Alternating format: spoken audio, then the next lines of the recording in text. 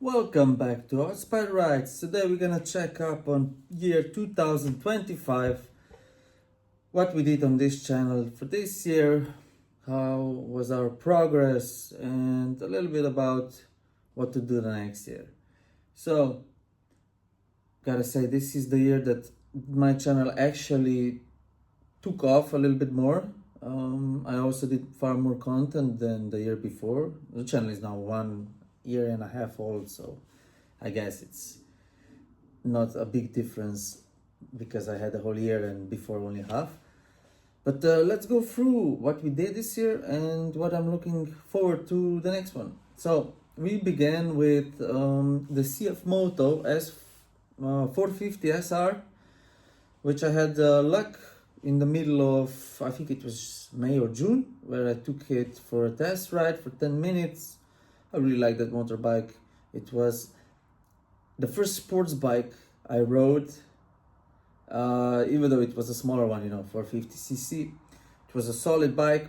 Gotta say, it was I was a little bit angled forward and my feet weren't really touching the ground. So in that regard, I wasn't so comfortable, but the bike it had plenty of power and rumble. It was a parallel twin. It was fun. It was the first video and the sound was awful. I mean, there was wind everywhere. I had no wind protection on my GoPro, so the microphone really picked up every damn noise. And I already made a big difference when I tested the second bike, which was a CF Moto 450 CLR bobber. I still love this bike. It's awesome. It's 450 again. It's the same engine, but the power figures are a little bit different. It's a different purpose. But that bobber was awesome. Really nice rumble. Had plenty of power for me. The sitting position was lower. I loved it. I still advise to check up on this bike, even though it's Chinese, this rumble fits more to American style bikes, but it was a great bike.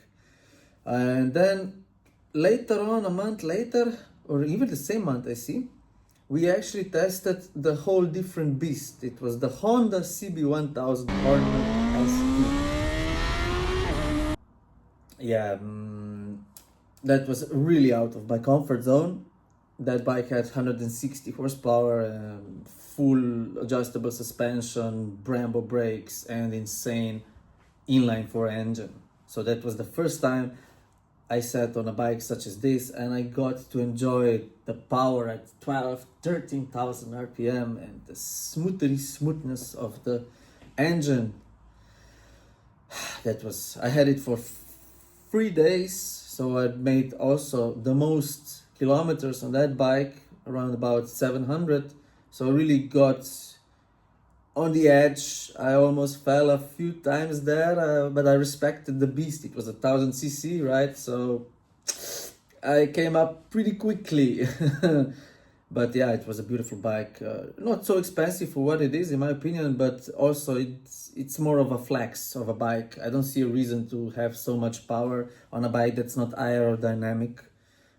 But for a city, I got so many people. This is actually the bike that, okay, next to there was another bike that got so much attention, but I actually started to hate it a bit because people were really like stopping me and just disturbing my peace. I had to give my focus, like, what did you say? And he said, that's 1,000, wow, nice. I was like, okay, that's great for 10 minutes. But then it's like, yeah, sure. It's just a bike. But you don't want to act like you're special or more, That gives people feeling that you think you're more just because you say, whatever, But yeah, it gets tiring. So the next one was CF Moto 800 MT, which we had a month later. So the RPM team, thank you again for letting me drive this bike.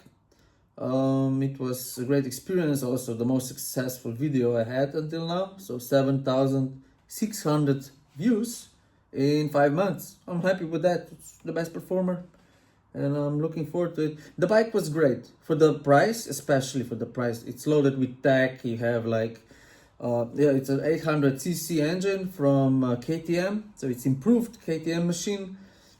It had ABS, traction control, many different modes you could choose from. You had touch. No, it's not touch, but it was a very big display. Well, actually, it was touch. I'm sorry. Yeah, it was touch display.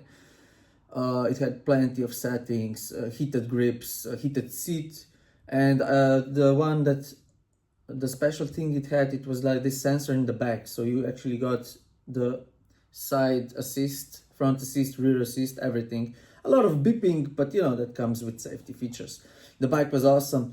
The only thing I didn't like, that I think they are still falling behind Japanese bikes and stuff like that, is those details, like such as if you have a full throttle and you release it, this bike really threw me in front and got a little shaky. So the balancing thing still needs to be fixed a bit. But to be fair, the first time I rode it, I thought it was weird. But then I also rode Africa Twin. Those big enduro bikes are a little bit less stable at higher speeds. And they don't like such, aggressive driving. It's a heavy bike in the end of the day. So gotta say, CF Moto, for the money, really check it. It's great bike. Especially if you're new and you don't know about the tech and everything. You just get it there. You don't have to learn it and do it yourself. On Honda, you also get it, but the bike comes with less features for the same money. But the base is very strong. So if we continue, then comes the most spicy bike I had. It was Honda CBR 600RR. And I gotta say thank you Tim again for making my day with that one. He was just like, yeah, I asked him, do you have a bike to test? He's like, yeah, just sadly only CBR 600. I'm like, oh no. Please, no, that's too much. He's like, yeah, whatever, you're gonna survive. And the day before, I didn't know I was gonna ride it, the next one. It was crazy. Thank you again, team. Great experience. Thank you for all Honda bikes. I appreciate it very much. So this bike, CBR 600, even though it's only 600cc, it's the second to Hornet, the most powerful one. The bike is also lighter. Everything on this bike is set for speed, time, attacks, and aggression, pure aggression. Nevertheless, it still is a nice bike to ride. The seat height is perfect. I had both of my feet on the ground. The smoothness of the engine actually makes this bike safe, in my opinion. You really feel what you're doing. The engine braking is strong, which is not so nice, but you can set it. I just didn't have enough time to really learn it. The display is nice, the aggressive style, the splitters. Mwah! Amazing bike. I want to hear it with a Krapovic or SC. But even the stock bike has everything you need.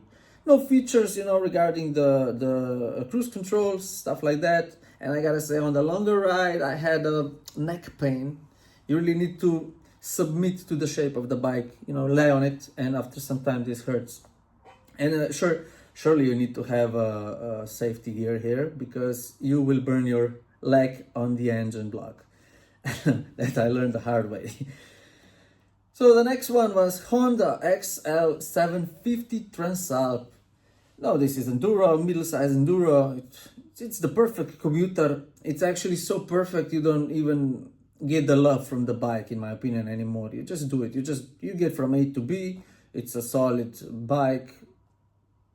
I got nothing to say there. I'm missing some stuff like cruise control, but it is close to Africa Twin, just a little bit smaller. Then we got the Dongfeng box. It was a little bit colder, so I decided to go back to cars, And this car, not bike, electric Chinese car for 25,000 euros, a very solid car. I mean, the tech is still lacking, a little bit laggy, stuff like that, but you have a lot of technology. I loved it. I think it's good for the money. This Chinese situation at the moment, they are attacking the market also with luxury brands now, such as Hongqi. They will have to fix the surfacing and those maintenance stuff. And if they fix this, then they're on the game, A lot of car for the money. Let's just see how long it will serve you, especially because of the battery, right? And now, then, the last one we had this year, well, actually not, but it's just not posted yet. The last one was Honda CRF Africa Twin. this is the definition of craziness of the bike. I mean, the CBR is in its own category, but this is just a damn bandit, street bandit. It's aggressive, it's heavy, it's explosive. It has a 1000 cc engine. I think it's a little bit more, I forgot now. I think it's 1060 something cc. And it's a parallel twin. That's so much torque. Rumble, the best sounding two-cylinder bike ever. You can just go check the video. I mean, I tried it a little bit on the tunnel and on the parking lot. That's crazy sound. I loved it. And it had the crap of it, so it's cheating a bit, but it was nice.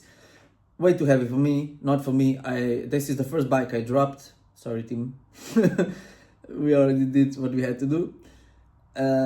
But it was a great experience, and I came out of my comfort zone for this one, and it was cold as well, so double out of the comfort zone. Sadly, not the most successful video. I hope the people will be bored now in January and will check what to buy for the next season, so go check it.